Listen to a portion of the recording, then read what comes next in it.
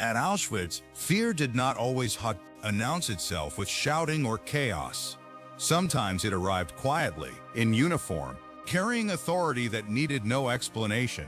Prisoners feared Irma Grese not only for what she did, but for what her presence signaled inside a system where routine decided who lived and who disappeared, and power functioned without witnesses, limits, or mercy itself. Irma Grese is often remembered as a monster, a name reduced to fear, cruelty, and infamy.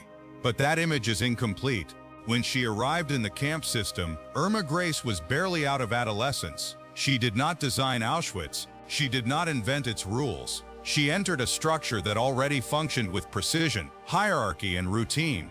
This was not a place where brutality required imagination. It required obedience. Grese did not stand outside the system. She operated entirely within it, trained, promoted, and protected by procedures that rewarded compliance over judgment. Her authority was not personal. It was issued, worn, and enforced through uniform and role. Understanding this matters, because the fear she inspired did not come from chaos or rage. It came from order, from a system where cruelty did not need explanation, only participation. And that is where To understand why fear attached itself to us and individuals, the structure of Auschwitz-Birkenau must come first. This was not a site defined by chaos or constant violence. It was defined by routine. Every day followed a pattern. Roll calls, work assignments, inspections, selections. Each action appeared procedural, almost administrative. But every procedure carried consequences that could not be appealed, questioned, or delayed. Authority was distributed carefully. Guards did not need to explain themselves. They did not need to justify punishment or decision. The uniform itself served as explanation enough. In this environment, fear did not come only from beatings or weapons. It came from uncertainty embedded in order. A glance could signal discipline. A gesture could alter an assignment. Presence alone carried weight. For prisoners, survival depended on reading power instantly, understanding who could decide outcomes and who could not. And because the system functioned continuously, fear was never momentary. It was sustained. Auschwitz did not rely on constant cruelty to terrify. It relied on predictability, on the knowledge that decisions were being made quietly, every day, by people empowered not by emotion but by structure. Within that structure, Irma Grese occupied a role that was neither symbolic nor marginal. She was a female SS guard assigned to supervise prisoners' daily movement, discipline, and compliance inside the camp's routine. Her authority did not come from senior rank or personal command.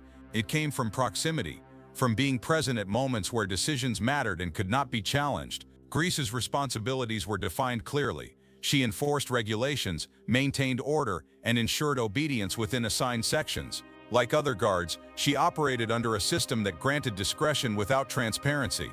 Punishment did not require explanation.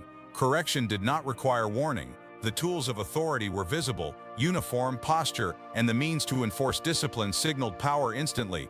For prisoners, there was no distinction between personal intent and official action. What mattered was who could act and who could not refuse. It is important to be precise here. Grese was not an architect of the camp. She did not design its policies, but she was entrusted to carry them out. And within a system where rules replaced judgment, that trust alone was enough to... Fear in Auschwitz did not always come from sudden violence. Often it came from uncertainty, from not knowing how authority would be exercised, or when. Prisoners feared Irma Grese because she represented that uncertainty. Her presence signaled power that did not explain itself. Orders could change without warning. Discipline could be enforced without cause that prisoners could understand or predict. Survivor testimonies describe fear not as a reaction to a single act, but as a constant condition. A guard did not need to strike to terrify. Being observed was enough. Being noticed was enough. What made this fear persistent was its routine nature. Grese appeared during ordinary moments, inspections, movements, selections, when survival already felt fragile. In those moments, a look, a gesture, or a decision could alter an outcome permanently. There was no appeal, no clarification, no explanation offered.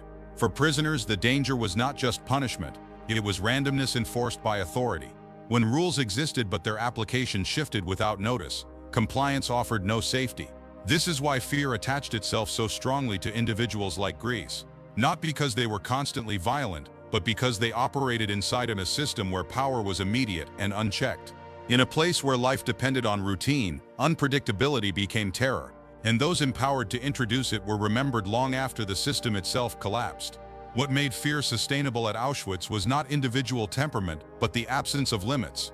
Authority functioned without oversight. Decisions were made without explanation. Actions were rarely questioned and never challenged by those subjected to them. Within this system, responsibility became fragmented.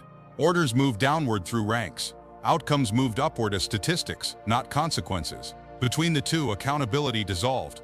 For guards, power did not feel dramatic. It felt procedural.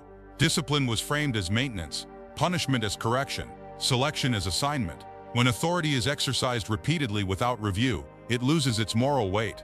Acts that would once provoke hesitation become routine. Cruelty does not require intent, only repetition. This structure protected those who operated within it, not because they were invisible, but because they were replaceable. Individual behavior mattered less than continuity of function. For prisoners, this meant there was no stable pattern to appeal to, no expectation that fairness would interrupt procedure, no assurance that restraint would be rewarded. Power without oversight does not need to be extreme to be terrifying. It only needs to be constant. And in Auschwitz, constancy was built into the system itself, ensuring that fear did not depend on emotion, anger, or hatred, but on the quiet reliability of unchecked authority. Over time, Irma Grese's name became surrounded by stories that grew larger than the historical record itself. Some accounts hardened into legend, others blurred under the weight of repetition. This does not mean survivor testimony should be dismissed. It means it must be handled with care. Auschwitz produced trauma on a scale that fractured memory, compressed time, and reshaped perception. Different witnesses encountered different guards in different places under different conditions. As a result, individual descriptions sometimes vary, contradict, or intensify with retelling. Historians therefore distinguish between patterns and precision. Patterns, fear, authority, unpredictability appear consistently across testimonies. Specific acts, numbers, or singular moments are harder to verify conclusively. The danger of myth is not exaggeration alone, it is simplification. When one figure is turned into a symbol of absolute evil, the system that enabled her fades from view. Responsibility narrows. Complexity disappears. The record does not require amplification to remain disturbing. What is documented already shows how ordinary authority, exercised without restraint, could shape daily life into something unbearable. The truth does not become stronger when it is embellished. It becomes clearer when it is restrained. When the war ended, the structure that sustained authority vanished almost overnight. Uniforms lost their meaning. Orders no longer carried protection. What had once been routine became evidence. Irma Grese was arrested alongside other camp personnel and brought before a court that was attempting for the first time to confront the machinery of the camps through law. The trial did not recreate Auschwitz, it could not. What it revealed instead was absence. The absence of justification once power was removed. Actions that had required no explanation inside the camp now demanded answers. Silence replaced authority. Procedure offered no shelter. Grese did not face judgment as a symbol, she faced it as a participant. The court examined roles, responsibilities, and conduct within a system that no longer existed to shield those who had served it. What is striking is not spectacle but contrast. The same structure that once amplified power now offered none. Rank dissolved. Routine ended. The authority that had inspired fear proved fragile outside its environment. Removed from the system that sustained it, it collapsed quickly, leaving behind only accountability and the record of what had been done when oversight was absent. The most unsettling truth about Irma Grese is not found in any single action attributed to her. It lies in how easily she fit into the system that empowered her. Auschwitz did not require innovation, it required participation. Rules replaced judgment, routine replaced reflection. When authority was exercised daily without oversight, responsibility became abstract. And when responsibility became abstract, cruelty no longer needed intent. Grese did not operate outside this structure. She operated within it, where obedience was rewarded, hesitation discouraged, and repetition normalized behavior that would otherwise be unthinkable. This is why focusing on individual figures alone is misleading. When one person is isolated as the source of evil, the system that produced them escapes scrutiny. The danger is reframed as personal rather than structural. The camp functioned because many people performed small roles consistently. No single action defined it. The accumulation did. The real dark truth is not that fear existed, it is that fear became ordinary. Once cruelty feels routine, it no longer needs to announce itself. It no longer shocks, It simply continues, quietly, efficiently, and without resistance until the structure that sustains it finally disappears. The record does not end with outrage, it ends with silence. After the trials, the system that sustained Auschwitz no longer existed. Its routines were dismantled, its authority dissolved. What remained were documents, testimonies, and memories that resisted simplification. Irma Grese's name survives not because she was unique, but because she was visible. Many others performed similar roles without being remembered individually. Their anonymity does not lessen what occurred.